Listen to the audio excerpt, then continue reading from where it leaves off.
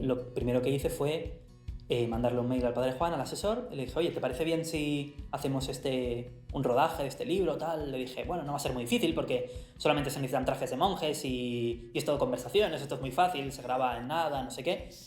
Y entonces lo que él me contestó es, bueno, tú háblalo con la juventud y si les motiva, se hace. O sea que la base principalmente era que les tiene que motivar a ellos. Lo primero que empecé fue pues adaptar el libro. Yo cogía el libro, lo escribía, luego lo revisaba, también pues empecé a hacer un pequeño storyboard para enseñar cómo podría ser esa película hecha y la cosa fue tirando adelante.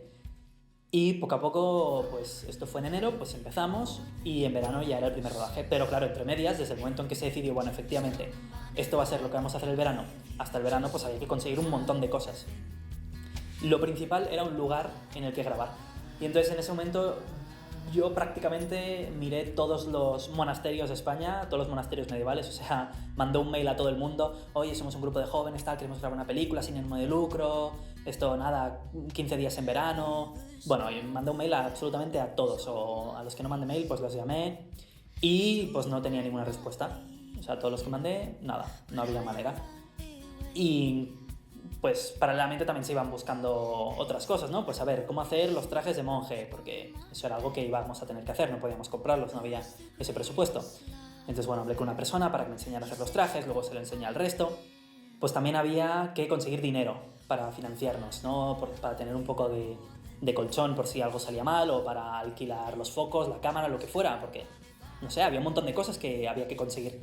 El crowdfunding salió como una opción de financiación para el proyecto en un momento en el que pues, nos vimos que no había otra forma de financiarnos. El tema de la financiación en un proyecto pues, fue un problema digamos, constante en todo su proceso.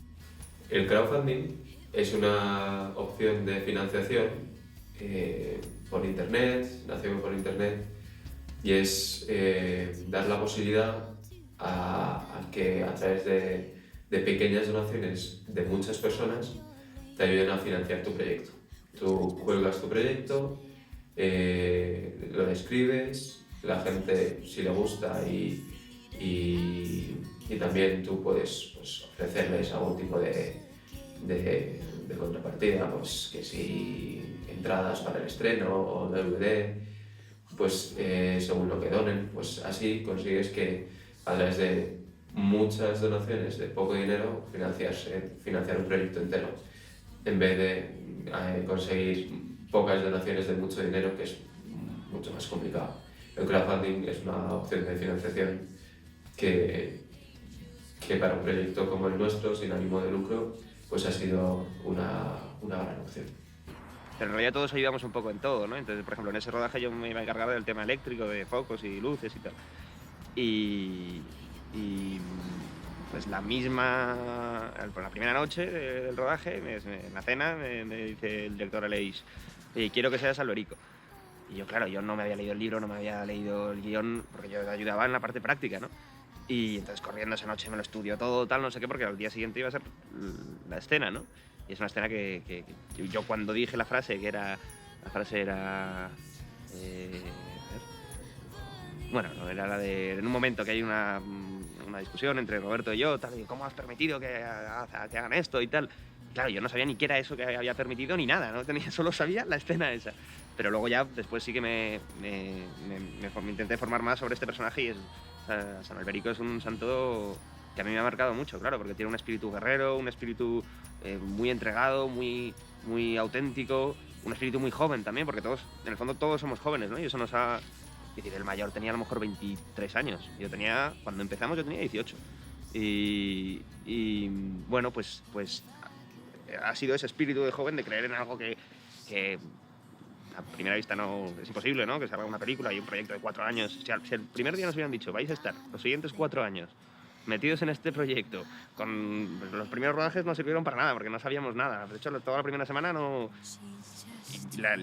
Incluso el primer año sirve muy poco, pero poco a poco vais a ir aprendiendo y tal, y al final va a salir una cosa que va a quedar muy bien. Es que no nos hubiéramos traído ninguno, claro, porque era imposible, pero al final, con la ayuda de Dios, estas cosas salen y Y ha sido cosa de Dios, claramente, porque nosotros no teníamos ningún conocimiento ni ningún... Lo que hemos puesto es a lo mejor ganas e ilusión, pero nada más. No, hay que grabarlo.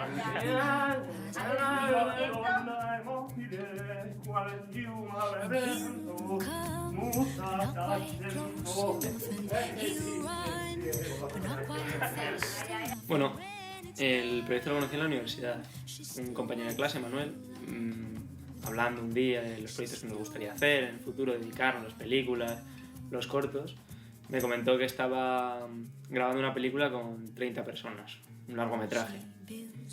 Claro, yo me quedé alucinada, ¿no? De cómo en la universidad, que nadie hacía nada más que 3 tonterías, lograran hacer una película moviendo a muchísima gente. Y dije que sí, de cabeza. Que yo quería meterme ahí, no tenía nada que perder y dije, adelante, yo voy a lo que sea. Conocía de alguna reunión anterior y de algunas cosillas a algunos chicos de la que formaban la película, a la mayoría no. Entonces claro, yo llegué y fue todo un mundo nuevo. Realmente era una comunidad, ¿no? Veías una comunidad. Bastante divertido porque para mí todo el mundo religioso chocaba bastante.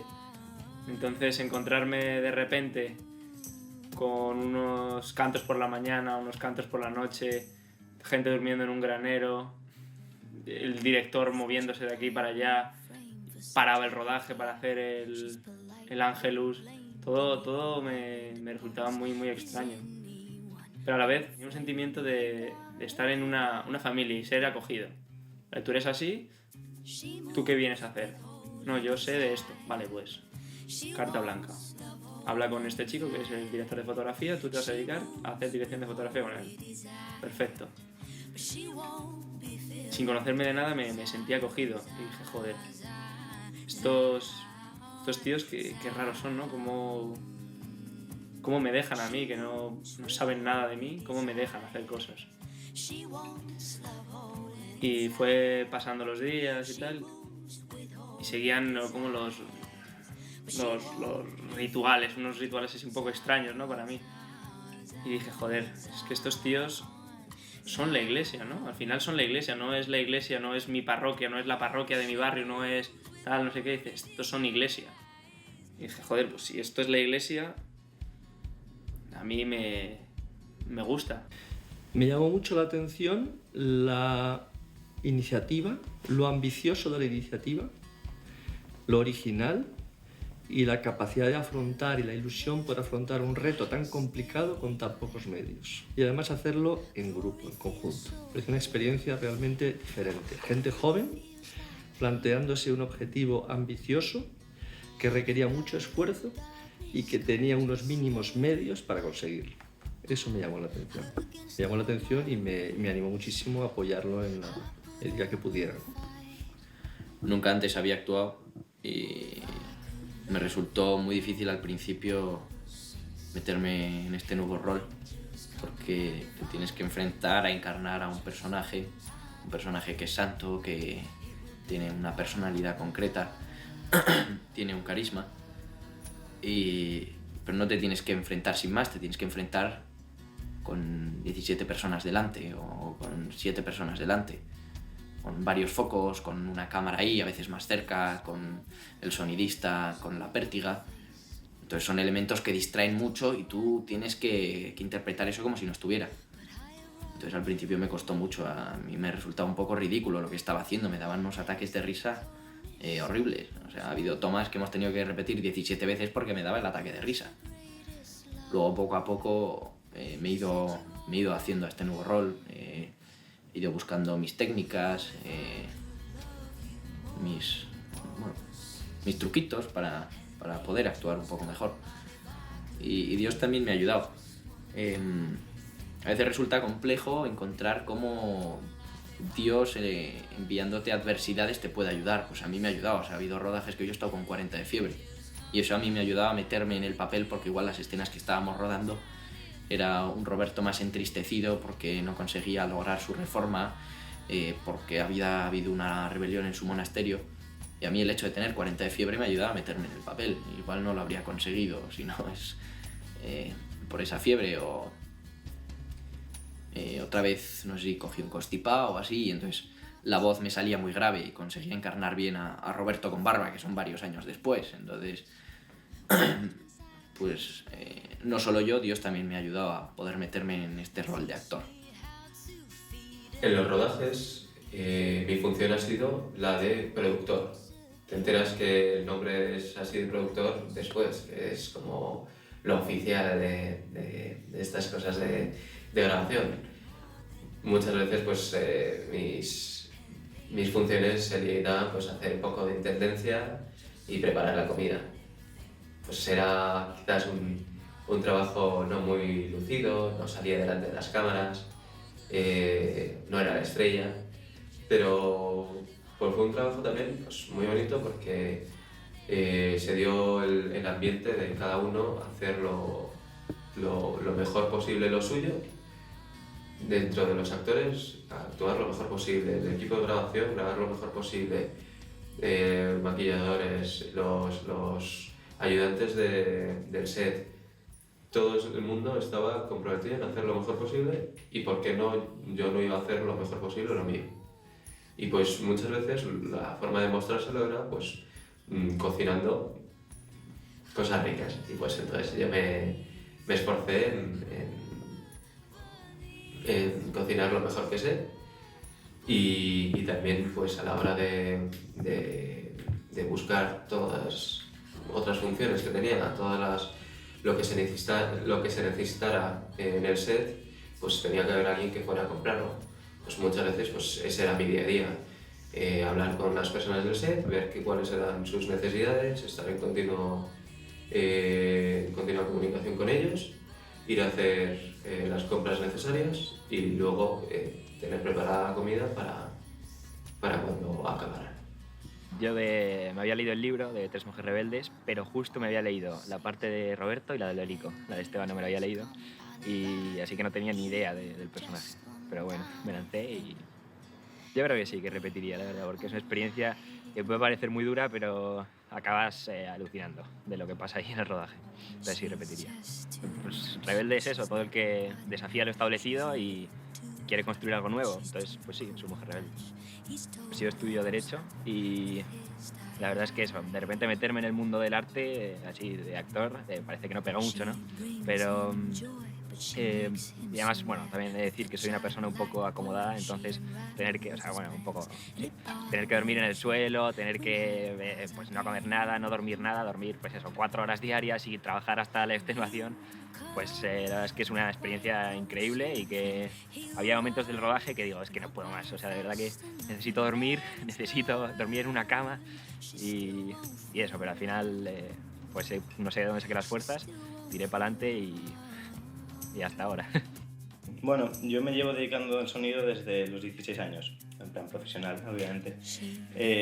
Cuando tenía 16 años monté un estudio en mi casa para grabar música y hacer algún temita con amigos y tal. Y desde ese momento empezaba a gustarme el sonido. Siempre me ha gustado pues, cacharrear con todo tipo de equipos, desmontarlos y tal. Y la verdad es que todo lo que son pues, mesas de mezclas, altavoces, micrófonos siempre me han encantado. Entonces a partir de ahí me empezó a gustar pues, grabar canciones, hacer de técnico de sonido en conciertos y más cosas. Entonces nada, como me gustaba tanto ese mundillo, decidí estudiar ingeniería de sonido. Eso es lo que me dedico ahora. She still won't feel loved. She still won't feel loved. Para el que no lo haya intuido, yo creo que a la vista queda que somos gente muy motivada, gente que inquieta, que no se conforma con lo que hay, que intenta ir más allá. Más allá implica, pues, leer sobre el tema que te ha tocado, buscar vídeos, enterarte o formarte de la manera posible. Yo creo que todos cuando llegábamos a casa, algunos más que otros, pero estudiabas lo que te tocaba estudiar, hacías lo que tenías que hacer, pero una asignatura más en tu vida era Proyecto 3MR. En mi caso, aprender a grabar, fijarme muchísimo en los planos, cómo se iluminaba, etc, etc, etc. Y todo siempre parece más fácil de lo que es, ¿no? De hecho, el primer rodaje, que prácticamente nada o casi nada ha servido, íbamos muy motivados con todos nuestros cachivaches. Llegamos al set de rodaje, lo ponemos todo como a los ojos nos parecía que quedaba bien. Iluminamos todo perfecto, además como era una escena así tenebrosa y tal, todo muy oscuro, con filtros de color rojo. Y claro, llegó el momento que todos nos miramos como diciendo, es el momento de darle al rec. Cuando yo me fijé en el plano, qué horror, porque es que no se veía nada. Habíamos iluminado y habíamos formado todo según el ojo y no según la cámara. Entonces, esa es una de las grandes dificultades que hemos encontrado en este rodaje. Que no lo que ves es lo que queda en cámara. Y es algo que más nos hemos tenido que hacer, con una manera con la que hemos aprendido todos, que ha sido ensayo y error. Hemos probado muchísimo, hemos grabado muchísimo más de lo que queda en esta peli. Yo creo que tendríamos para 3, 4, 5 horas. Y hemos ido aprendiendo cada día un poco cómo había que iluminar, en mi caso, cómo había que formar un plano, cómo es mucho más importante que quede algo bello a que quede algo lógico. Hay una cierta lógica, ¿no? De no cruzar los planos, de no saltarte el eje y algunas cosas un poco más técnicas, pero sobre todo centrarnos en que fuera bello, porque al final el sentido de este proyecto no era más que hacer sentir. Pasa igual con la banda sonora y pasa igual con todo lo que hemos hecho cada uno de nosotros. La intención es transmitir un mensaje que no es ni una historia simplemente, ni un razonamiento perfecto, ni una filosofía.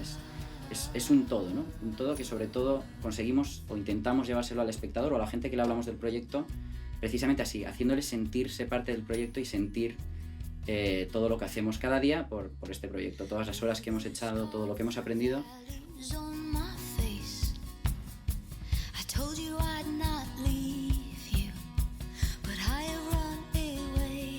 Este Pablito, Villalbino. Actores. Por dentro, Ya te lo dejo dicho. Luces. Sonido.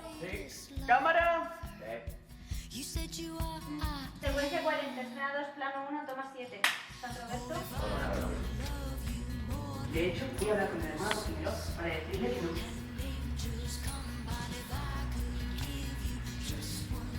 Hermanos, no deberíais estar en el campo de cultivo.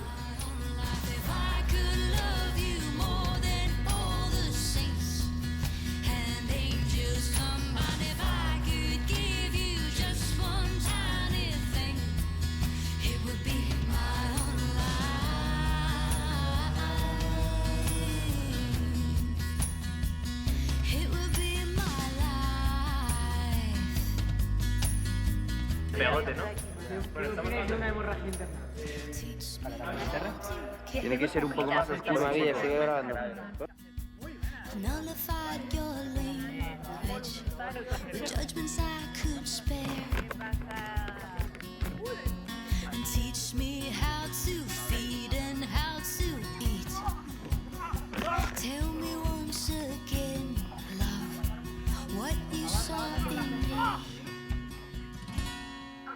Oh, if I could love you more than all the saints and angels combined, if I could give you just one tiny thing. Me hizo gracia una vez que estábamos en la iglesia y estaba haciendo un rodaje de todos los monjes entrando y poniéndose en los asientos, y yo mientras tanto estaba delante sentado en un banco y unos turistas que pasaron por ahí me dijeron, ¿le importa que nos hagamos una foto con usted? No, por favor, nada, no faltaría más.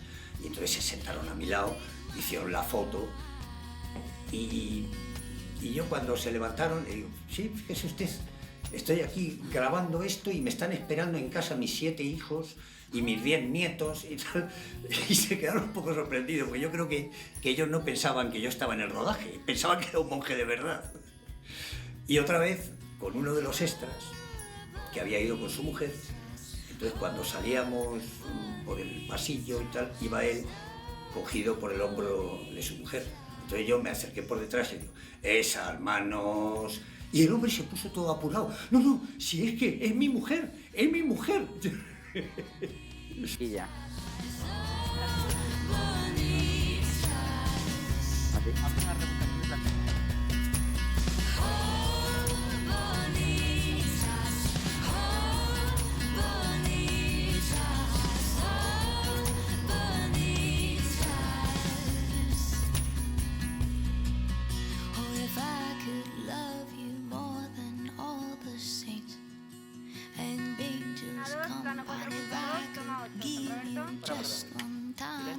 anything, it would be my own life.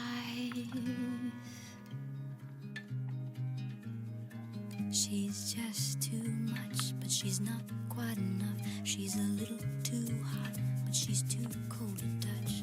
He's told her himself with his tired eyes. Bueno, el trabajo de sonido ha ido por partes. Tenemos la parte de rodaje, la parte de postproducción y luego lo que se puede llamar una masterización general de todo el sonido junto con la banda sonora. Entonces, lo más importante que yo he hecho y el centro de mi trabajo ha sido Internet. Buscar información en Internet sobre cómo hacer las cosas. Yo nunca he tenido contacto con el mundo del cine, pero hoy en día en Internet puedes aprender de todo, tanto en vídeos como en foros, como en páginas web. Entonces, bueno, antes de rodar estuve bastante tiempo pues eso, aprendiendo qué materiales necesitaba, de dónde los podría conseguir, qué diferencias había entre este micrófono y este micrófono, esta grabadora o esta, qué parámetros tenía cada una, cómo compararlos, mirar precios, que también teníamos un presupuesto. Y bueno, o sea, quizás lo más importante es eso, buscar en Internet para saber cómo luego tienes que actuar en un rodaje, ¿no? O sea, no solo es saber qué necesitas, sino qué tienes que hacer luego. Yo siempre decía que cuando estaba en la universidad en ese tiempo, que estaba en segundo de carrera, tenía 6 asignaturas, pero yo en realidad tenía 7, que era llegar a casa y ponerme a estudiar pues cómo se grababa, qué precauciones había que tener en un rodaje, qué cosas había que tener en consideración. De hecho, encontré una serie de vídeos de un técnico de sonido que eran de 2 horas cada uno. Pues ya, claro, yo llegaba a casa de la universidad, dejaba la mochila, cogía el ordenador, me ponía el vídeo y apuntes. Tomaba apuntes de lo que aprendí en Internet. Y yo creo que eso fue lo más importante.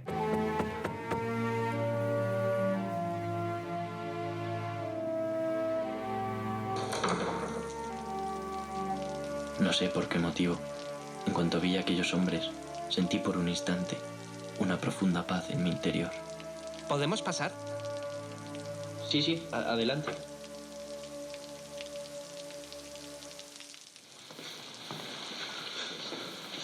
Gracias por acogernos. Íbamos de camino a Troyes cuando nos sorprendió esta tormenta. En cuanto a Maine, partiremos nuevamente. Yo recuerdo, era invierno y había que grabar escenas de lluvia, no llovía, hacía un sol estupendo, hacía bastante frío, teníamos que ir descalzos y encima teníamos que estar empapados porque nos habíamos calado por la lluvia y yo era uno de los 4 graciosos extras que tenía que entrar empapado en una casa descalzo. Y la verdad es que pues pasamos bastante frío porque encima el suelo del monasterio y descalzos estábamos helados. Y luego pues eso, tener que hacer la lluvia, subirse una escalera con una regadera y tal, pues fue divertido. Espera, y lo digo. Sí, dilo. Secuencia de escena 1, plano 7.2, Roberto. Una preparada. Venga, silencio. Out of heaven comes a steady rain. Glory feels so heavy. Beauty feels like pain. And out of darkness comes a steady light. Durante el segundo rodaje, que grabamos las escenas del banquete, ¿no? Con el primo Jacobo y Teodorico y tal. Y había una escena que finalmente no aparece en la película, pero que era Roberto hablando con su primo, ¿no? En las murallas del castillo de Molesmes. Entonces lo que hicimos fue coger los muros del monasterio que tenían arriba como la forma de las almenas, pero claro, lo que no tenían era el paseo de la muralla, ¿no? Donde no se pudieran andar, simplemente era un muro con forma de almena en la parte superior. Entonces lo que hicimos fue coger un andamio que por casualidad pues estaban haciendo unas obras tal, entonces tenían que subir en el andamio y tenían que pasear por él. Nosotros grabamos del otro lado como si hubiera una plataforma. Bueno, ese momento fue momento de seguridad de rodaje, digamos, máxima, porque estaban la gente abajo aguantando el andamio, ellos arriba, en plan que sí, claro, se ponían de pie, un vértigo tremendo, y además entre la muralla y el andamio pues había un espacio bien de medio metro. Fue, digamos, un momento divertido, pero gracias a Dios sobrevivieron, pudimos grabar la escena, aunque al final no está en la película. Igual en el DVD con las escenas en plan eliminadas puede aparecer. Pero lo que quiero también resaltar con esto es todos los sacrificios, ¿no? Que mucha gente ha hecho por esta película, sacrificios que no han sido recompensados, digamos, monetariamente, ¿no? Que no venían buscando una recompensa a esas personas y que se han entregado de una forma absolutamente desinteresada al proyecto y han entregado su tiempo, las cosas de las que disponían, su esfuerzo. 42, escena 5, plano 1.2, toma 1. San Roberto.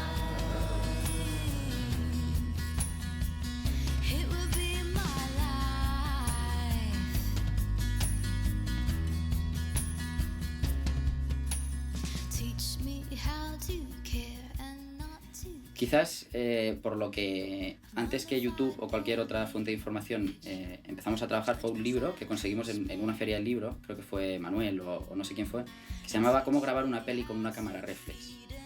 Y se nos llenaron los ojos de ver que ahí había todo tipo de artilugios, que si traveling, que si una cámara crane o cámara caliente. Empezamos a ver un montón de cachivaches que dijimos, tenemos que contar con ellos. Pero claro, no había pasta, y cuando no hay pasta hay que fabricarlo. Y como somos gente inquieta, porque es un proyecto de gente inquieta, pues los fabricamos. Entonces dijimos, hacer como unas vías para llevar un carrito, que eso es lo que es un traveling, ¿no? Para hacer plano secuencia en movimiento, bien. Una escalera. Compramos una escalera, la partimos a la mitad, las unimos y por ahí, pues con ruedas de skate y no sé qué, y una tabla y tal, nos queda genial. Bueno, pasamos muchos días, mucho sudor en hacerlo. Conseguimos transportarlo porque eran escaleras muy largas, estamos en el set de rodaje, lo ponemos, lo montamos, lo vamos a probar y no, hacía ruido, se atascaba, era un horror. Y ese fue el primer bofetón que nos llevamos con las máquinas que habíamos fabricado, ¿no? Así que decidimos ir por una vía mucho más rústica, que fue, te quitas el zapato, te pones un calcetín gordo, porque el suelo del monasterio está frío, y andas descalzo y con mucho cuidado. Yo he hecho mucha pierna en estos rodajes, ¿no? Tanto es así que hay uno de los planos que siempre nos ha llamado muchísimo la atención, que como estamos tapados a la cintura por el claustro, se ve desde el claustro de enfrente y se nos ve como Guille y yo, él con la pértiga y yo grabando, parece que vamos encima de un carrito realmente. O sea, está la perfección que alcanzamos en nuestro caminar traveling, que así lo parece, y la imagen es bestial porque se ve, parece totalmente que vamos subidos en un traveling y la realidad es que no. Pero que esto es muy azul, tío.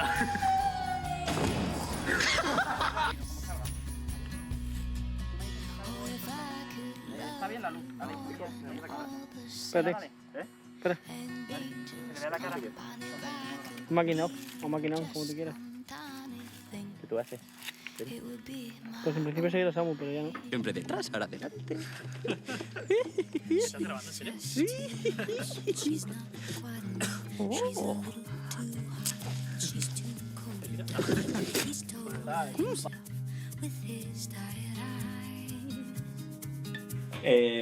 Yo creo que la dificultad más grande de un técnico de sonido en un rodaje, hablando de rodajes, es hacer entender al resto del personal que tu trabajo es importante. Quiero decir, un profesor mío decía que el técnico del sonido es el predicador en el desierto. Tiene un mensaje muy importante, pero nadie le escucha. Porque, claro, tú estás con unos cascos y con un micrófono, y ese micrófono escucha todo.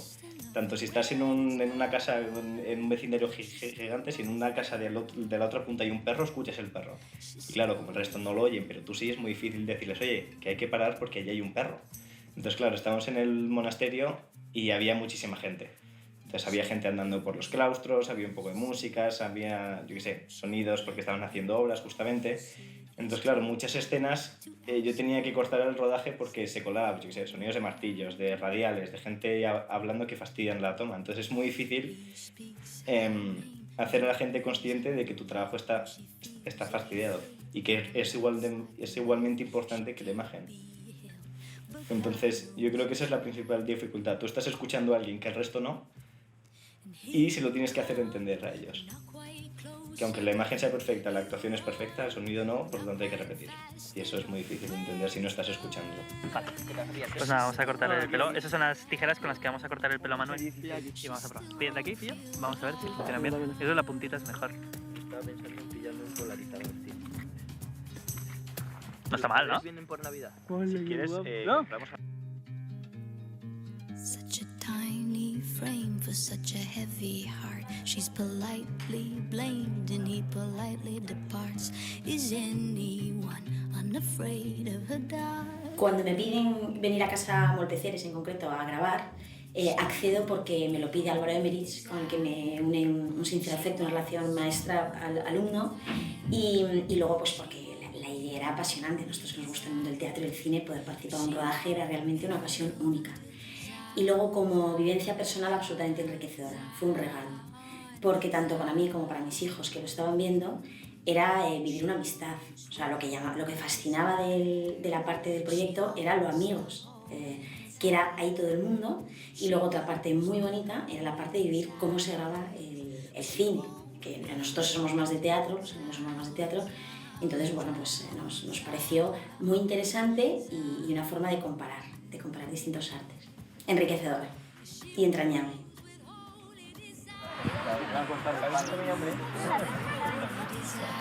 Pienso que es Roberto.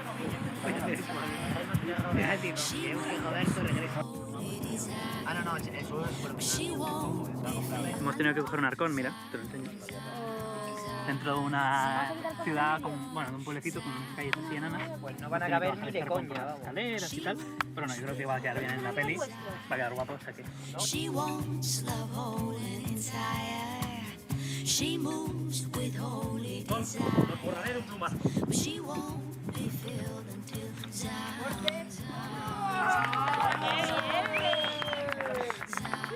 actores intrépidos. Ellas, en el rodaje que tuvimos en Morpeceres, en la iglesia antigua de Morpeceres, que bueno, pues había que bajar unas escaleras de piedra, las babuchas que utilizaba el obispo, pues realmente no estaban adaptadas al medio donde tenía que andar, y yo creo que esa escena, bueno, pues la repetimos 14, 15, 20 veces, porque siempre al llegar al final, pues el obispo se resbalaba, se caía y había que volver a repetir. ¡Acción! ¡Acción! ¡Acción! ¡Acción! ¡Acción! ¡Acción! ¡Acción! Para poco. Son verdaderamente los hipócritas que son verdaderamente los hipócritas que algunos dicen que son. No.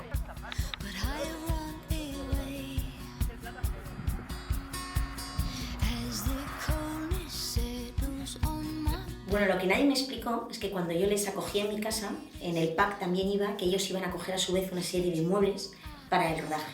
Entonces descubrieron que teníamos una mesa antigua de madera del siglo XVII y un mueble de sacristía. Entonces con gran emoción se organizó todo un dispositivo para descender esos muebles que deben de pesar un quintanal, porque eran madera maciza.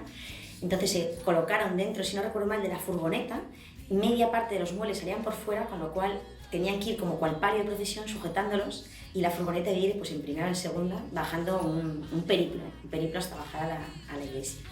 Eso es unas anécdotas que a mí me hacía mucha gracia pensando, como mi madre vea cómo están manejando estos muebles, me deshereda. Y luego me enterneció mucho ver cómo los niños pequeños, había 3 niños pequeños, hijos nuestros en el rodaje, permanecían absolutamente estáticos. De hecho tengo una foto muy buena que se les ve que están dentro de donde se estaba grabando y no se movían, absolutamente fascinados con lo que estaba ahí ocurriendo. Entonces eso también me llamó mucho la atención.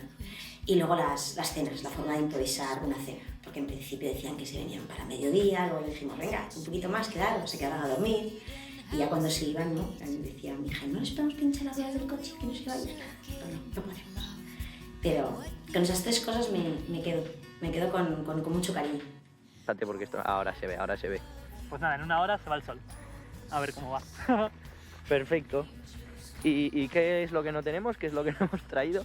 Trípode. Alfredo se ha cortado el pelo. Vamos a hacer como los de Dogma 95, como Lars von Trier. Aquí sin trípode, sin nada, todo real, auténtico. Un sitio... Exacto. Yo veo un plano subacuático. La cámara entre en el agua, entre los peces, rollo Gollum en... Un plano subjetivo, ¿no? Tipo Breaking Bad. Roberto se está ahogando.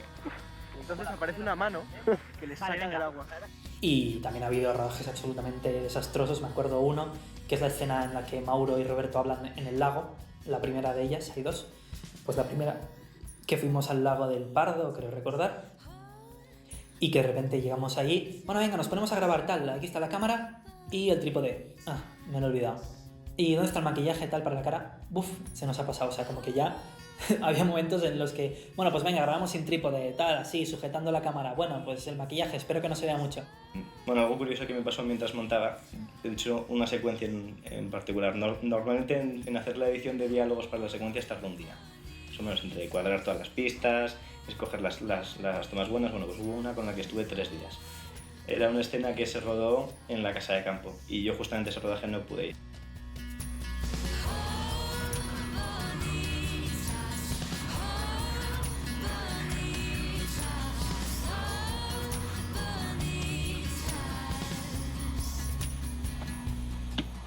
No puedo creer que nos hayan dejado salir. Llevaba semanas metido en el monasterio.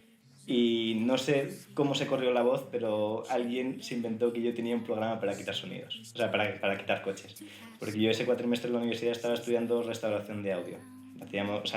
Usábamos programas para limpiar el ruido de grabaciones, dejar la voz más clara, resaltar, por ejemplo, ciertas voces con respecto a un ruido de fondo para que sea más entendible. Entonces, claro, alguien se inventó que yo tenía un programa para quitar los coches. Y grabaron toda la secuencia con coches pasando. Y fue un infierno, de hecho me rompí la cabeza. porque claro, yo tenía 2 tomas a lo mejor y en las 2 había coches. Entonces, claro, obviamente no quedó perfecta, más o menos. Conseguí quitar bastantes. Pero eso, la cosa es que fue que alguien dijo que yo tenía un programa para quitar coches y me creó eso bastante trabajo.